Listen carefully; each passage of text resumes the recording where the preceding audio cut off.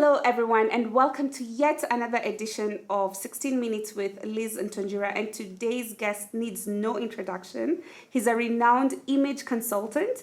I bet you all know about him, but today we're going to learn even more about him in the context of what we'll be discussing about whether really or not your dress is your choice, So without further ado, my guest is Mwenesi Musalia. Karibu sana. Liz, thank you so much for having me. Congratulations on this amazing project. Thank you so much. I'm so happy to have you here. I know you're all about image, so tell us, what are you wearing today? I know, and you know, the minute I came in and I was like, oh my God, I'm wearing jeans.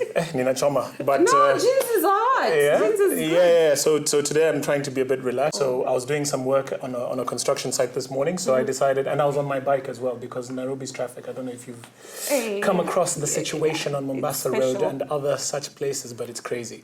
So because I bike, this is the most comfortable attire for me. So I've got boots, I've got jeans, the brown jacket for the our good people who are doing well in the Olympics. And jackets. Yeah, just a nice what do you call it? A polo neck. Polo neck. Is it polo or polo? It's a turtleneck. Oh, it's a turtleneck. It's a turtleneck. Sorry. Sorry about that. Is your dress really your choice, or you have to? There's some of the things that you have to consider. I mean, you're the pro in this field. Well, I think we have to start with the fact that as an adult, I think once you hit adulthood, once you're recognized as an adult, one of the privileges that come with adulthood is you get to dress yourself. As a child, you are told what to wear and someone else is in charge of what you wear. So that privilege comes with certain responsibilities. And yes, you do have the freedom and the choice to put on whatever you want, but choices have consequences. E equals MC squared. For every action, there's an equal and opposite reaction. Human beings are not inanimate objects like this book, like this flower pot. If I do something, you will react to it. You have feelings, you have context. So how you dress is a big part of your body language and expression, or what we in image consulting call wholesome communication. Communication is 10% what you say, 40% how you say it, and 50% non-verbals, which include the environment as well as what you're wearing. So what you're wearing will have a message that you will be passing on to people as you go along. So it's not just a question of what choice you make, but what effect that choice has on others. So the fact that it will affect others means that you have to take that into account. Oh, wow. Yeah. I'm so happy you mentioned about how you say it. And a lot of times when people are having conversations, they talk about the what, who, when, where, your target audience, but they never talk about the how. Absolutely. Tell us about the how. I mean, so just to illustrate, if I sat here and I said, so Liz, it's really about communication and how you say it, and also the way you dress, and my God,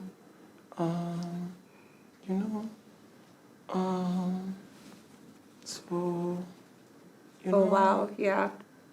We're done, right? Yeah. That's the end of the conversation. Absolutely, yeah. So your expression, the tone in which you express yourself, if you're going to apologize and you say, I've said sorry, I've told you sorry, what's the problem? As opposed to I apologize.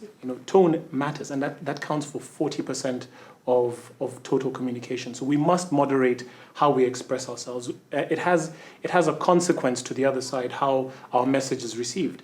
From the time we're babies to about age 10, we're relying purely on 90% of something that has nothing to do with the words. Context only starts being developed at puberty. That's when you have the vocabulary that you've picked up at age 5 and 6.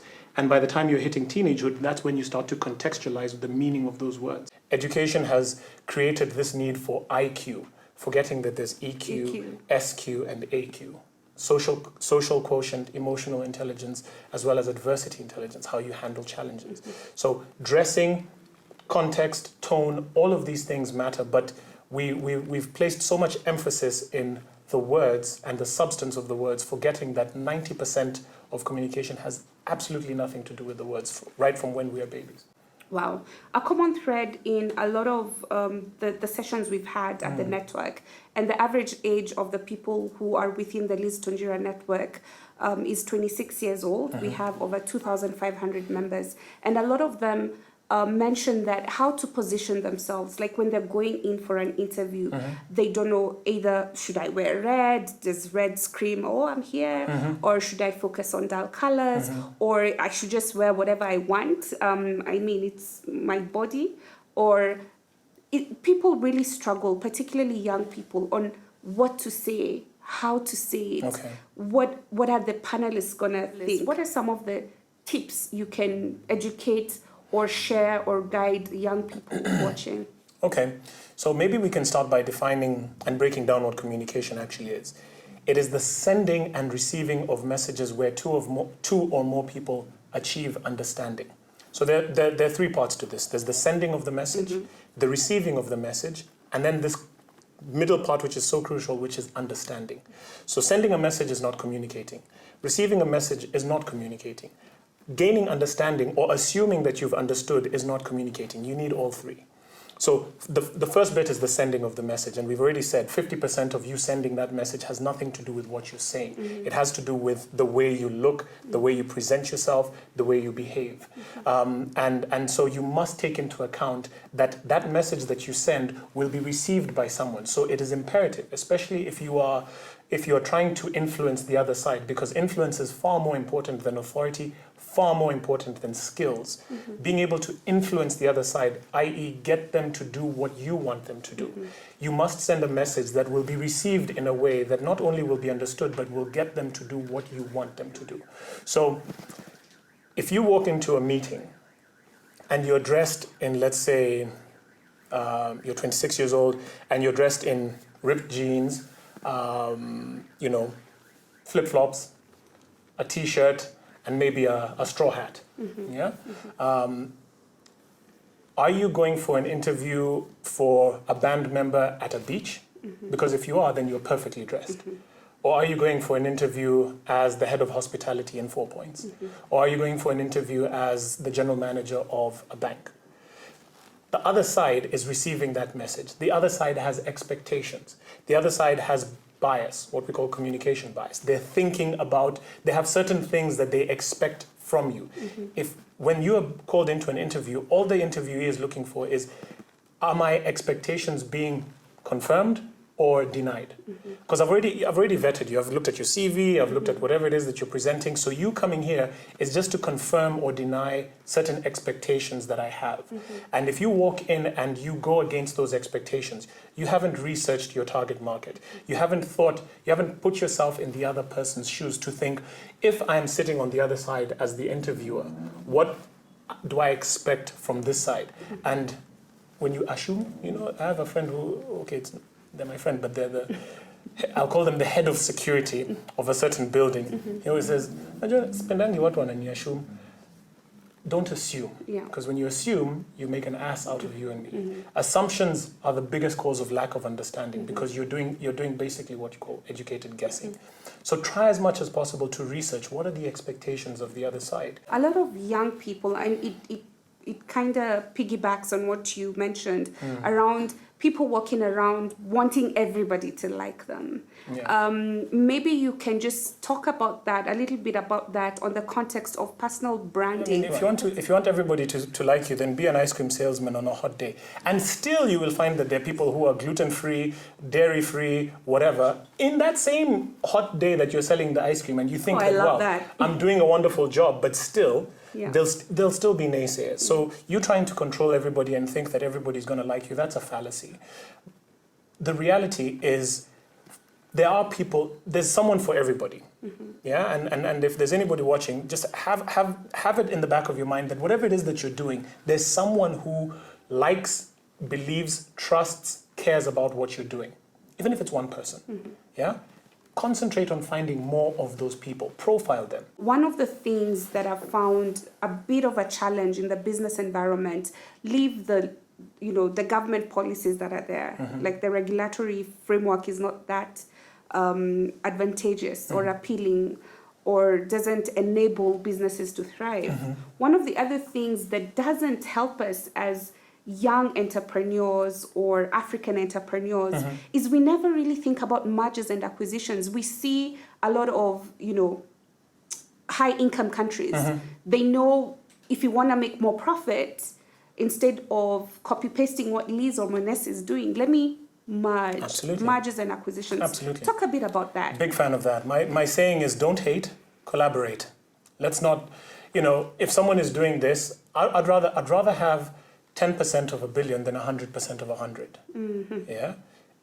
If you're doing it and you're doing it better, you've got a bigger following, you've got some stuff that you've got that I don't have, you've got some competitive advantages that you have, I am going to find a way to partner with you. Mm-hmm. In this country, we have a handful of image consultants. You can count us on your hand. I work with everybody. Yeah, because at the end of the day, I have a market that you don't have, and you have a market that I don't have.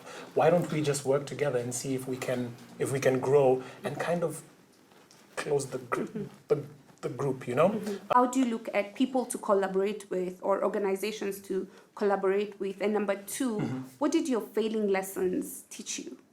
So to the first question of how I find people to collaborate with, it's again, just simply goes back to the value. What do I like as Mwenesi? What do I want as Mwenesi? And what do I need? I like this. Does Lizz have a portion or the entirety of what I like? Or access to what I like? Or some semblance of pathway to what I like? If yes, connect. Does she have something that I want? Does she have something that I need? If so, collaborate, right? Let's not kid ourselves. We're on this earth to exchange value with each other. So for me, I operate purely on, if I see that there's something about this situation or this person or this organization that ties in with my likes, wants, and needs, present. If not, it's not a must. Yeah. Me being on this show, for sure, it ticks all these boxes. Yeah. I'm not afraid to say it. It is something that I like. It is something that I want. And for God's sake, yeah, when you blow up, we'll be there together. Hi. Remember me? As you're receiving your Nobel whatever for helping the youth of the globe, I'll be in the audience like, hi Liz, hi, remember I was interview number, yeah, I'm here with my +1, yeah, of course. Yeah, so and I believe in it. I'm engaged in a lot of youth activities. So there's synergy here. There's symbiosis. There's good stuff. There's good energy here. The second point about failures and learning from failures. I fail on a daily basis, if that makes sense. And the best way to deal with failure is to get comfortable with scenario planning. Best case. Worst case. When I leave the house in the morning or when I get up, what's the best thing that can happen today? What's the worst thing that can happen today?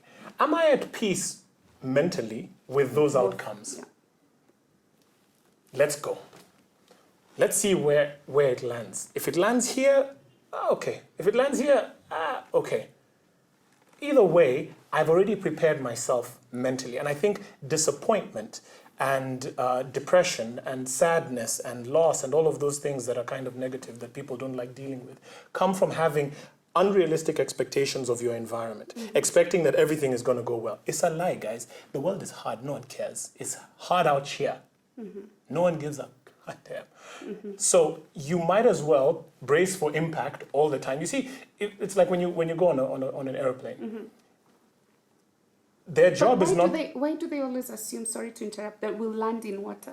You see, it's not an assumption. It's preparing you. Okay. It's scenario planning. You see, so that now, in the event, in the off chance, 1 in a million chance that you do land in water, it's not like, oh my God, no one told us. No. They told you. Scenario planning. They told you. They gave you the scenario. Yeah. So they've given you the lay of the land. So as a young person who is afraid to fail, don't, because the world is hard. Adam and Eve did some things. Apparently now we have to toil. So let's just toil. Yeah. We are here to suffer.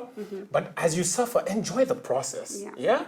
Get what you like. Get what you want. Get what you need, so that the suffering can be a little bit less painful. Less painful. Yeah. Wow. Yo, I feel like I've finished an entire book just speaking to him.